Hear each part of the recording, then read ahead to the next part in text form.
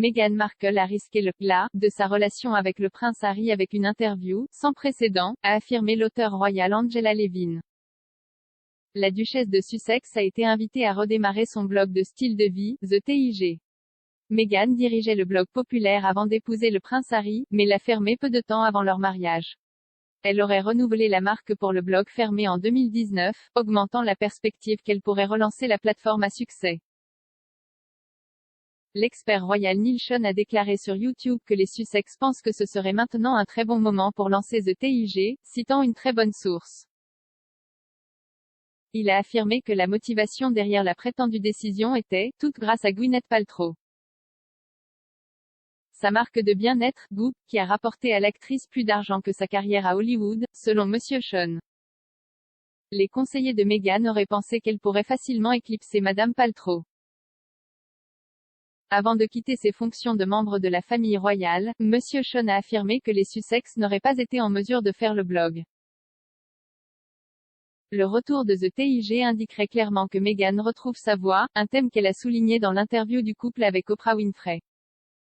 L'ancienne actrice de Suits, Meghan, a pris sa retraite de son mariage avec Harry en 2018, après avoir filmé 7 saisons du drame juridique américain.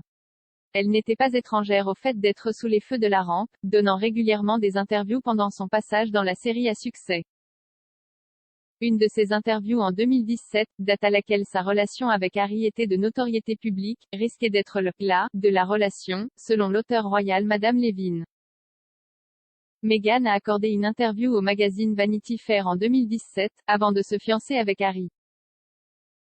Elle a offert un aperçu de la façon dont l'intrusion de la presse l'avait affectée. Elle a ensuite accordé une interview au magazine autour de la diffusion du 100e épisode de Suits.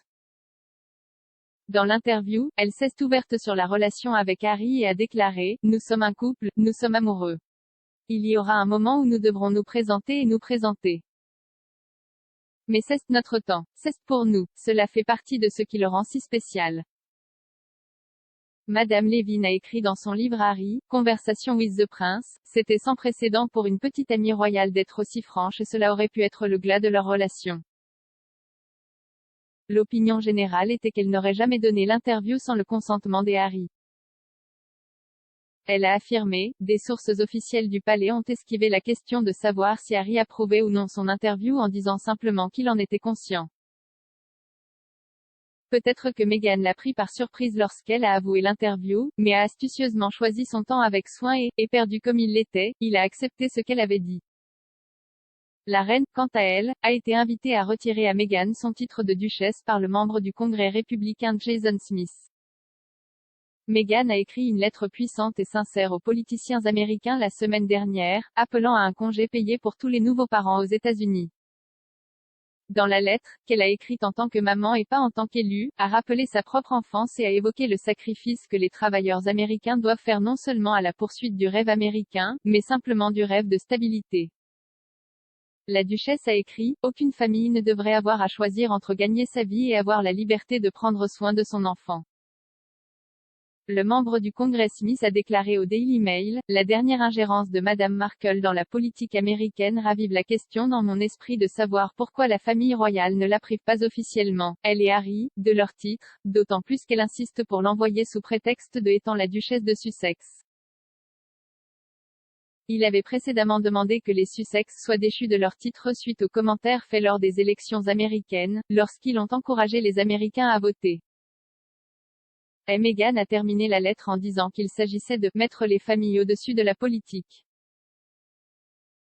Elle a écrit, alors, au nom de ma famille, Archie et Lily et Harry, je vous remercie d'avoir pris en compte cette lettre, et au nom de toutes les familles, je vous demande de vous assurer que ce moment important ne soit pas perdu.